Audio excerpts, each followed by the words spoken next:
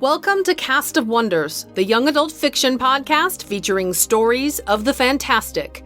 This is Banned Books Week, our annual celebration of the freedom to read. 2017's theme is Text Against Tyranny, the stories some would silence, and the power of literature in all its forms to enlighten dark hours. Episode 271, for September 28th, 2017.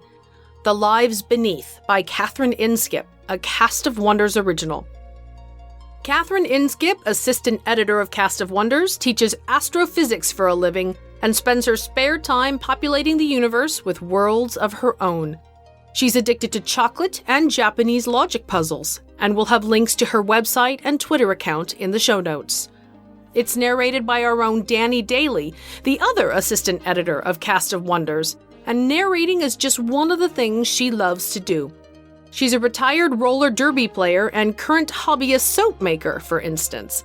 She rants on Twitter if that's your thing, or you can visit the EA forums. She loves it there. Links to her Twitter account in the show notes. And now we've a tale to tell.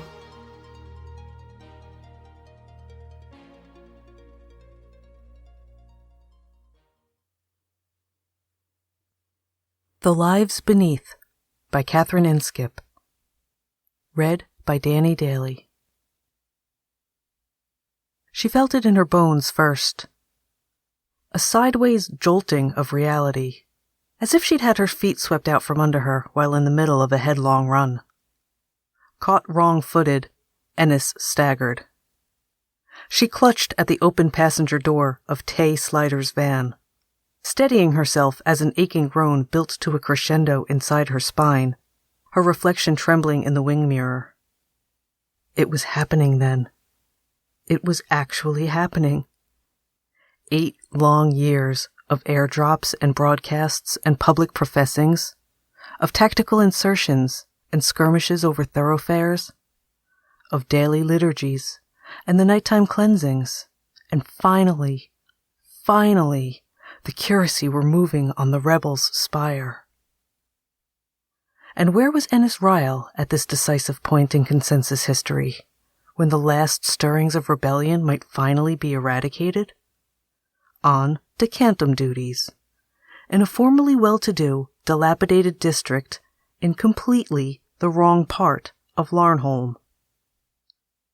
None of the streets opening off the northeastern side of the square offered much of a view, but the district's parade ground was only half a mile back up the main road.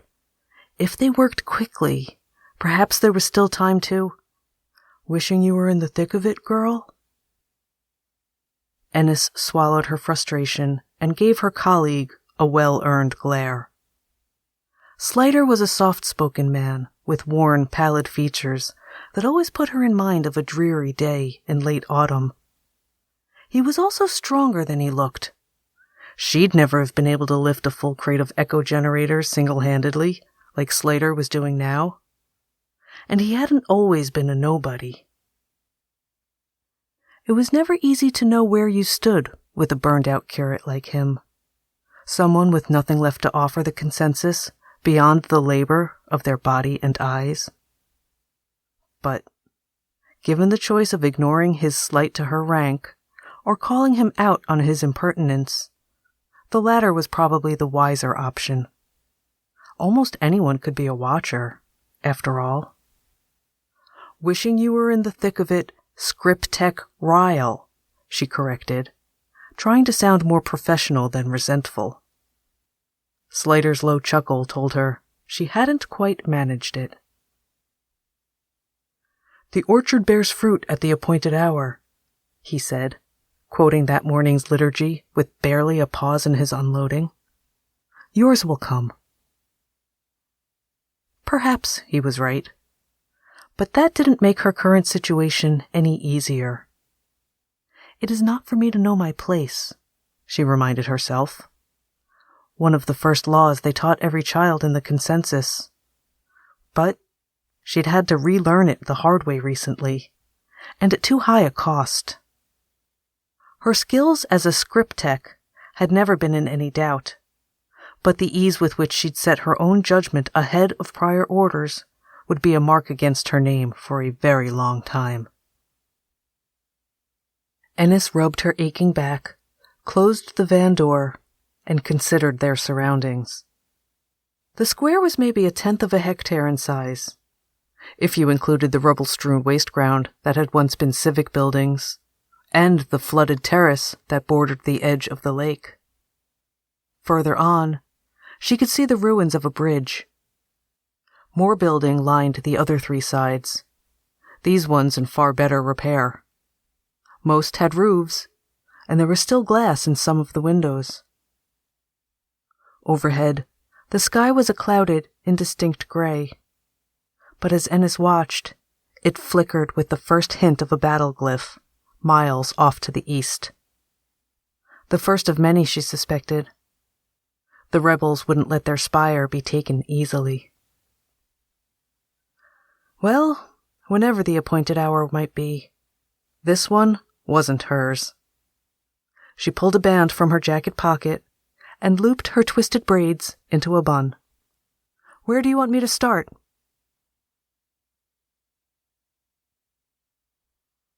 Meter by careful meter, Ennis worked her way around the perimeter of the square, trailing a latticework of cabling and echo generators behind her. Nothing stood out as the kind of thing that would require high-level, consensus-approved decontamination. The site certainly wasn't flagged up on any maps she'd ever seen. But doing this job didn't require understanding of the purpose behind it, no matter how unlikely it seemed. All Slider had told her was that they had some subtle work ahead of them. And if that meant using full external dampers, so be it. She made quick progress at first, tuning the resonances as she went, selecting verses from the consensus scriptures as much by instinct as by the depth of her understanding.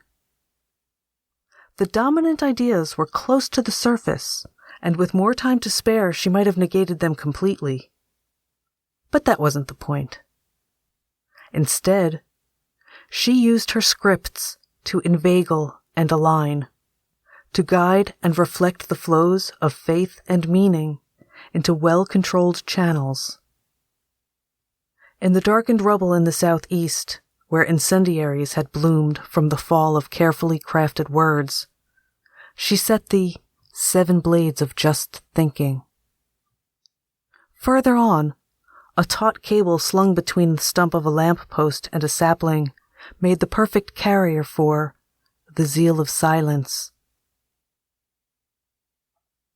The 5-story tenements on the north side were slower going. The stonework here was old, heavy with the voices of centuries. Its outer surface was layered with peeling notices, alongside faded, painted plaster, teal for public safety, and the darker blue of curfew. Ennis tore them down as she went. Beneath them, she sometimes found pictures of people, images from history that she vaguely remembered from her days at school. Dead now, all of them. But that hadn't stopped them from troubling the entire world with their cause. With luck, those days would soon be over. If the Larnholm spire could be brought down, the rest would surely follow. Slider was waiting for her at the foot of the ruined bridge. He'd swapped his work gloves for gauntlets, and his boots for a chest-high pair of waders. And, Ennis noted with a grimace, he'd brought similar garb for her. She set the final echo generator down and spoke her chosen verse precisely into the mouthpiece. It is the duty of every individual to serve, to swallow the desires of the self in service to the state. It is the duty of every individual to speak, as the voice that provides the very breath of the consensus. She toggled the circuit closed, and the damper's mirror field sprang into life. A sudden calm descended on the square, in stark contrast to the spiritual turbulence of the distant battle.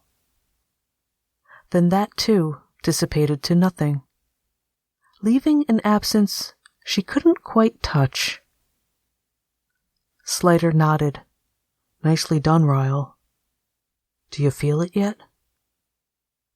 And, to Ennis's surprise, she could.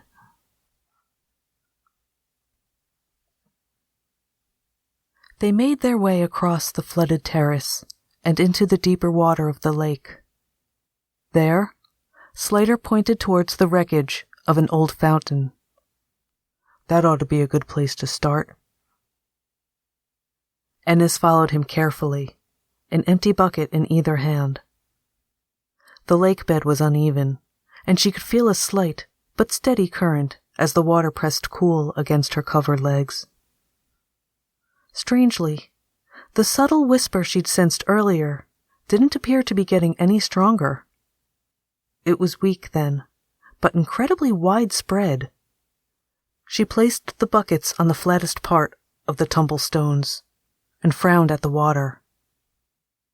I can tell there's something out here.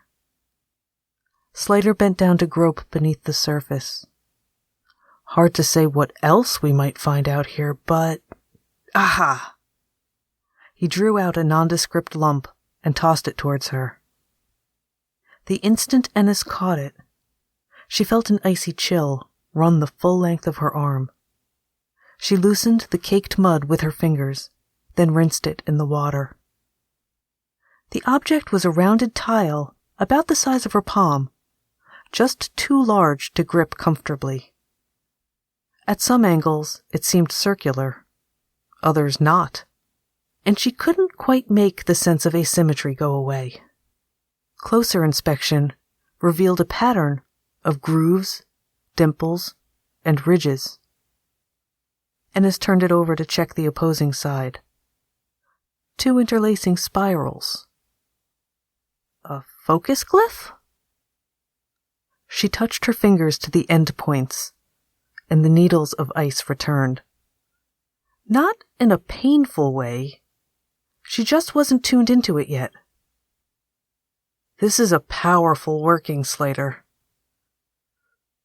Was powerful. Now it's just a shadow, and whatever you can bring to bear.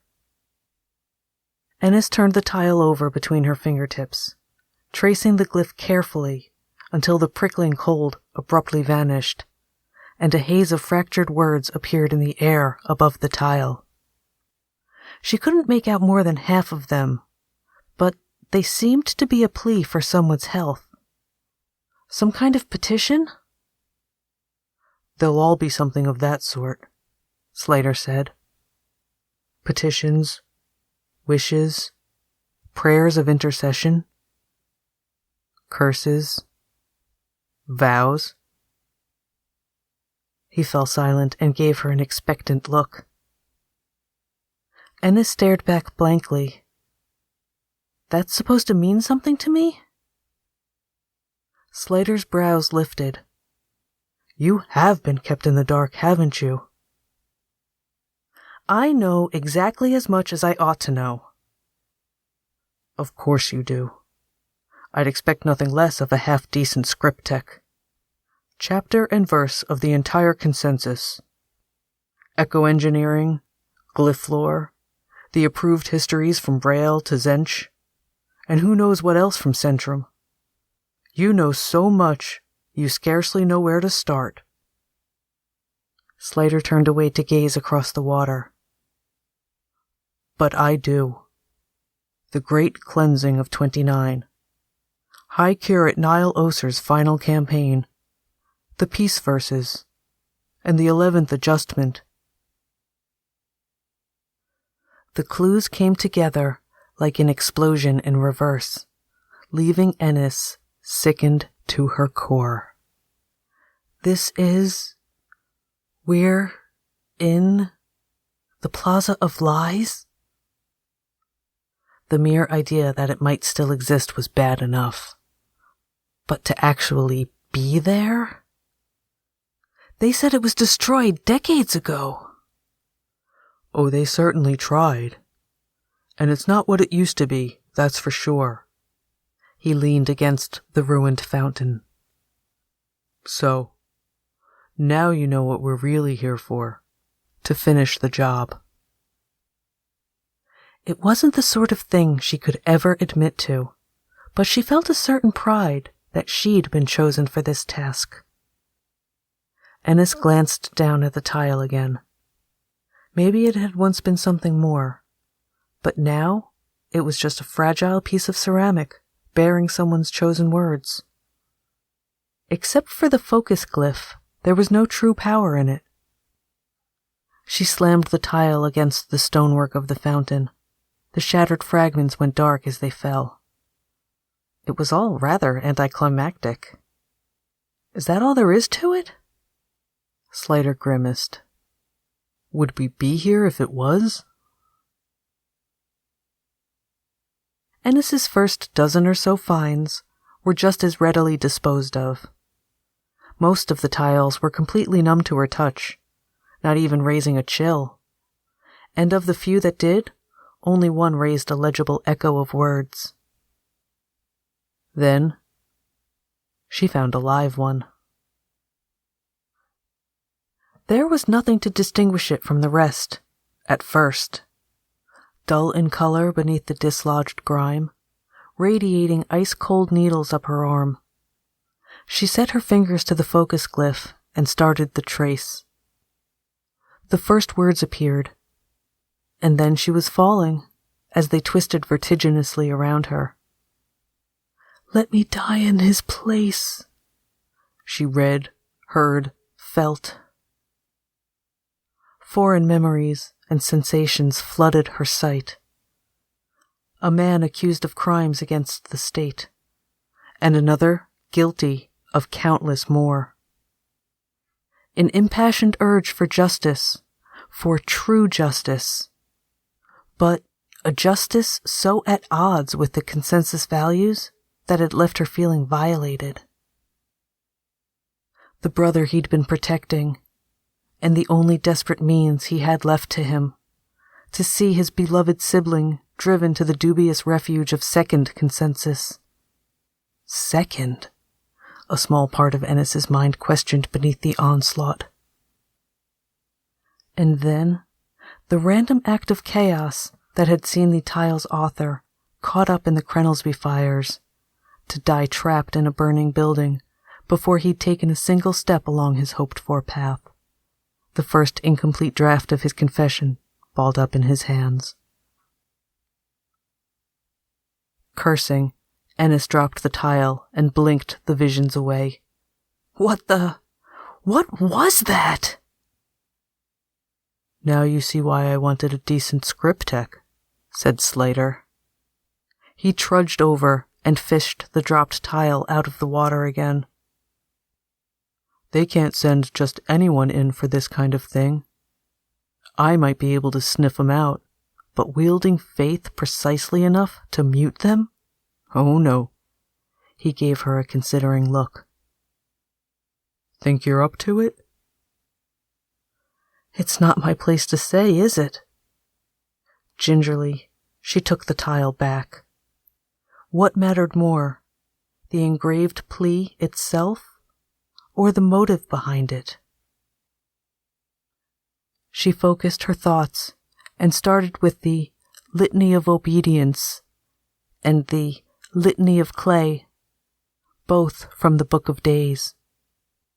The Sixth Blade of Just Thinking from Devren's Admonitions didn't find any purchase, but Oser's watchfulness did, and the Steadfast Guardian of Honor proved sufficient to keep her outside the turmoil of foreign thought. The chill in her hands was worse than ever now, but she could sense she was almost there. One last deep breath, a tightening of her fingers, then the verse that she knew would give her mastery. We do not seek salvation for ourselves. The poisonous force of the tile's wish slid gracelessly into alignment with her words as she bent her faith into action. One could not seek salvation without sin, and there was no room for either within the consensus. The tile blazed into dissolution beneath her touch, leaving nothing but a shifting pattern of after-images and a tremor in her fingertips. "That's it," Slider said, offering a steadying hand. "That was well done. But take the next one easier, girl. We've a lot to get through today." This time, Ennis didn't even bother to correct him. Every now and then, the sky would suddenly throb with light, and the sight of her own dark face reflected in the water against a backdrop of disintegrating glyphs and shredded clouds would give Ennis pause. She had no way of knowing what it augured for the progress of the battle, except that it wasn't over yet. Ennis felt strangely detached from it all. Her sense of time was starting to fray, and there were moments when the scriptures themselves seemed to drift. So much had changed over the decades. So much and so little, ebbing and flowing in the same cycles again and again and again. Some of the older tiles, it was hard to describe, but alongside their heresies, she also found a strange kindness to them that expected nothing back. Those appalling, simple whispers either held fast against the full potency of her scriptures or slipped painfully free of her grasp. She almost welcomed the brittle desperation of the most recent artifacts. They were no less exhausting to dispel, but at least they didn't leave her reeling and confused, or doubting the precision of her recall. And that, perhaps, was another reason why she'd been chosen for this work. Her recent mistake made her much more disposable than any other script tech of her caliber. Some of the tiles held dangerous, subversive ideas. She had the skill to deal with them, but Ennis had no such certainty that her superiors expected her to come through the process unscathed. Ennis dispersed another failed curse and half a dozen silent fragments of other times. The next two live tiles were both Slider's finds. A lover's vow, almost recent, unrequited. After that, a child's innocent whim, timeless, preserved and set waiting by the forces of awful, incomprehensible change. There were tears on her cheeks by the end of that one. She hastily rubbed them away with the cleanest part of her sleeve before Slider had a chance to see them. Maybe it was time to call a break. She was so exhausted her hold on even the core texts had started to waver. Ennis made her choice. It is not for me to know my place. The curacy had no room for weakness, but she'd never know the extent of her own limitations by assuming them at the outset. My heart's hope reflects the glory of the consensus, and I shall seek nothing for myself, she murmured. The litany of individual duty always helped her focus. You're doing fine work, Script Tech, Slider said, wading towards her.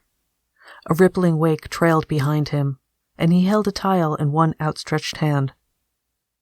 Here, I think we're almost done. She took the tile and held it up to the failing light. Slider had cleaned most of the muck off it already.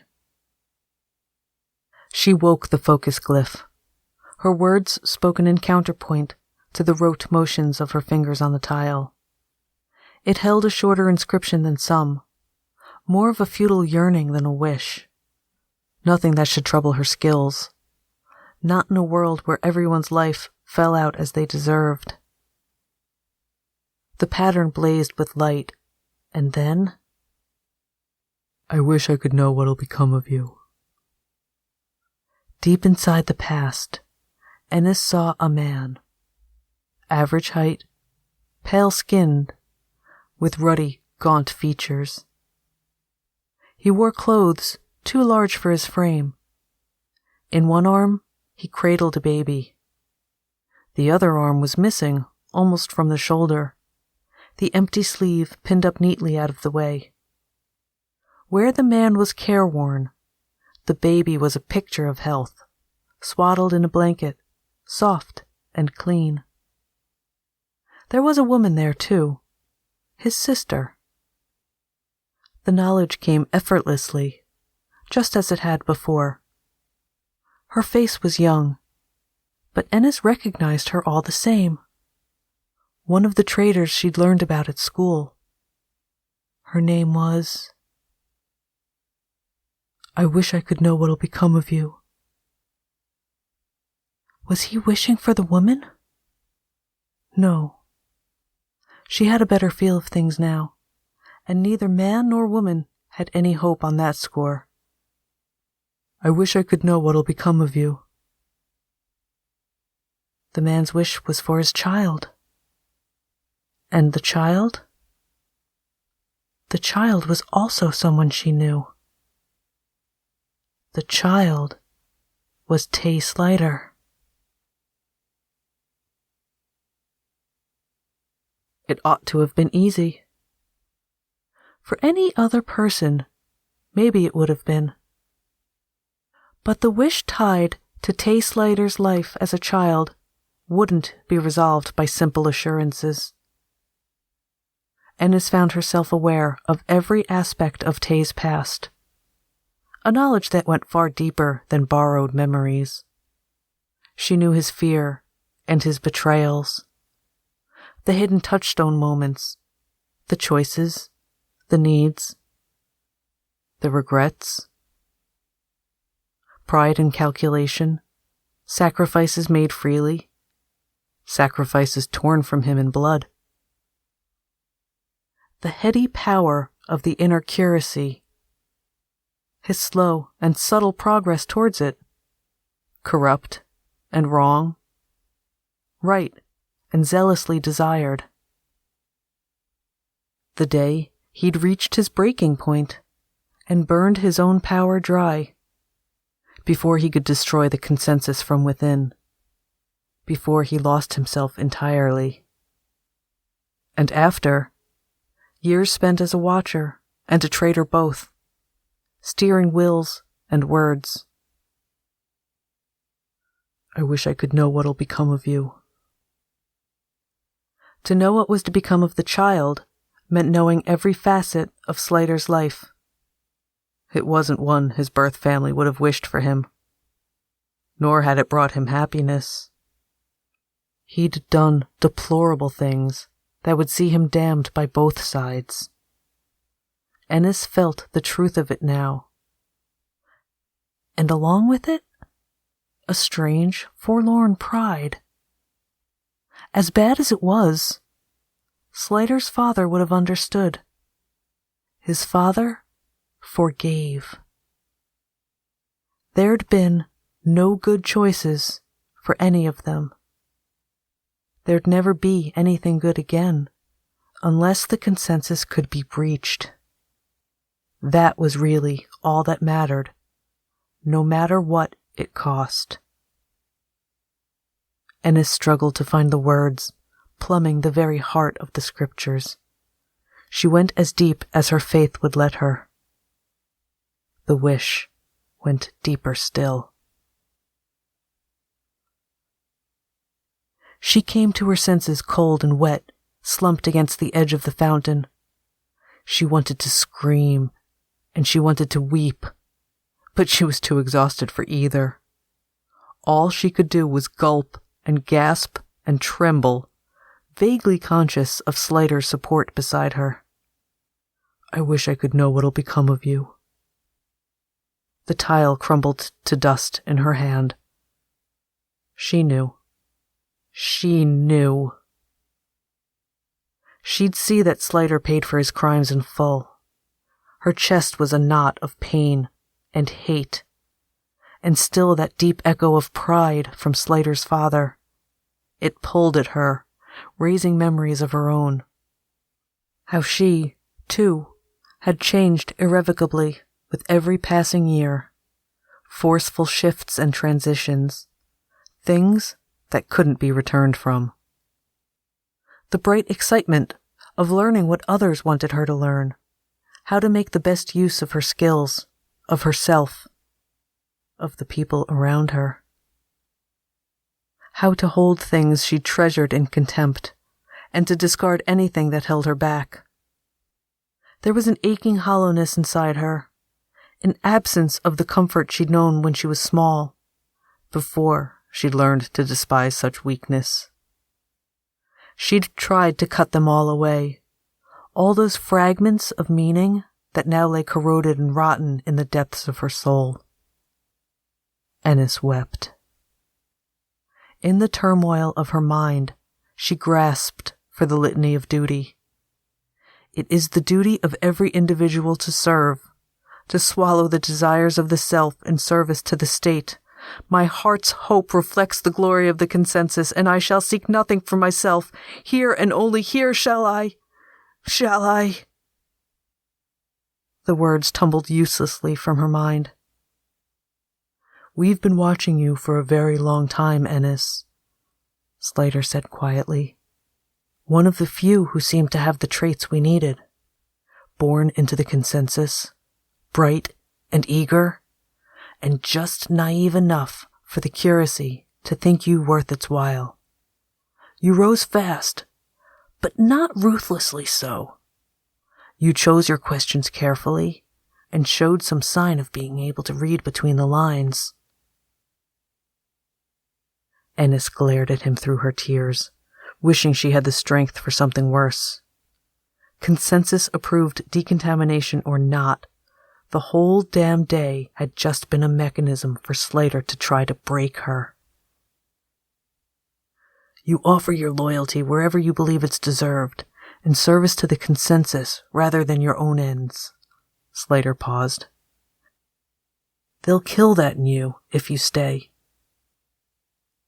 It was almost beyond her to voice it, but she had to believe she had something left in her yet. You're not going to turn me. Turn you from your path? Of course not. Slater murmured a verse from the Book of Oser. We carry the spires of truth within us, flames of righteousness that can never be extinguished. A light blazed into being between his palms, pure and bright and deadly. It called to Ennis like nothing she'd ever seen. You've seen how it was, what I did, right and wrong. I taught myself to close my eyes, to read the words, and absolve myself of any understanding, until I couldn't any more. His lips quirked into a small smile. The curacy will have lost a lot of talent today, Scriptech. You know what you need to do.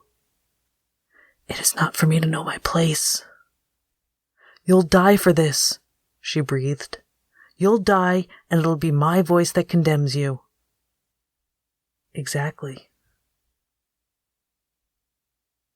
She'd have her place in the curacy, and the chance to use her skills to craft, as well as to destroy. It is not for me to know my place, to be told it by another, but to find it for myself, for the betterment of all. Ennis reached out and took the light from Slater's hands. And far to the east, the rebel spire fell. End.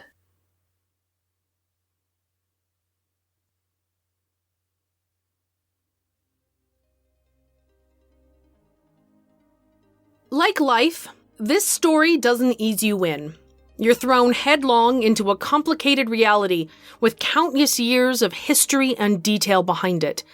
You have a task and a small frame of reference, and before you can catch your breath, you're off and moving and have to make choices that influence not only your own life, but the lives of others.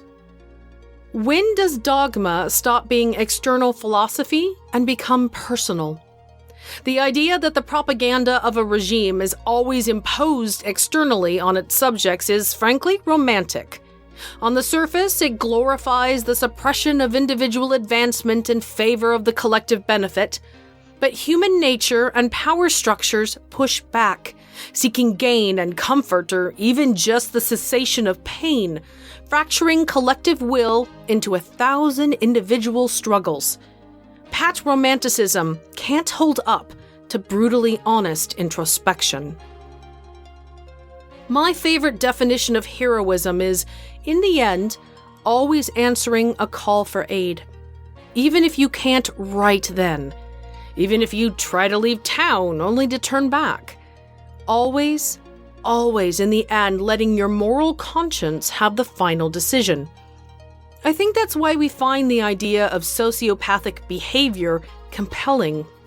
We both envy the guilt-free ability to turn our back on social norms, while at the same time abhor the twisted logic that leads to committing all manner of atrocities, ranging from mass murder to internet trolldom.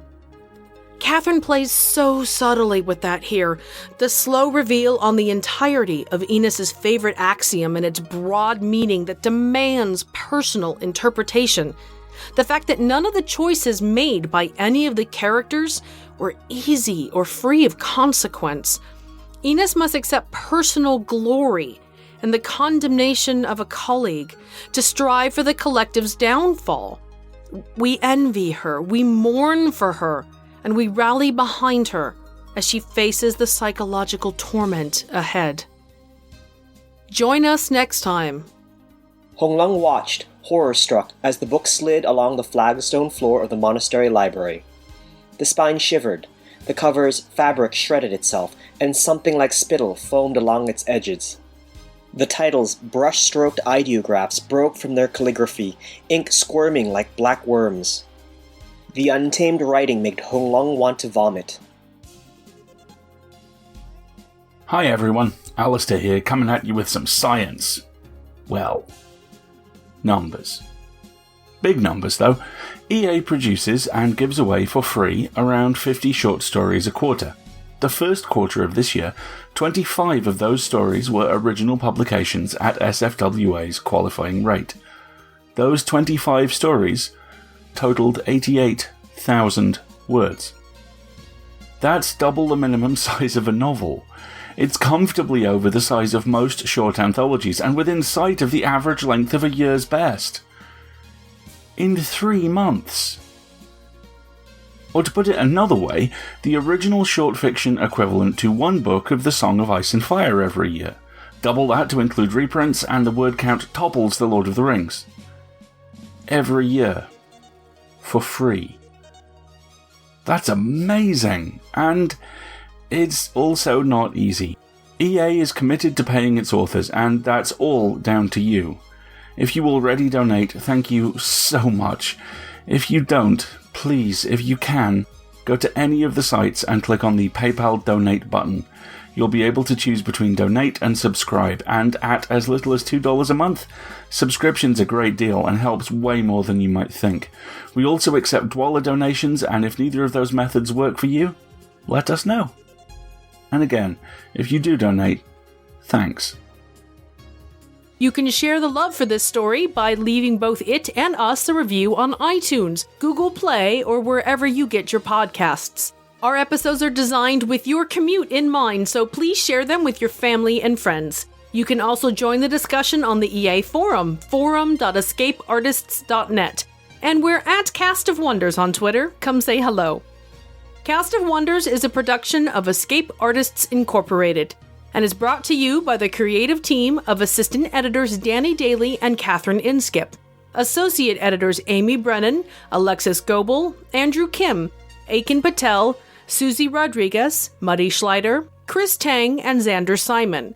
Our audio producer is Jeremy Carter, and I remain as always your humble editor and host, Marguerite Kenner.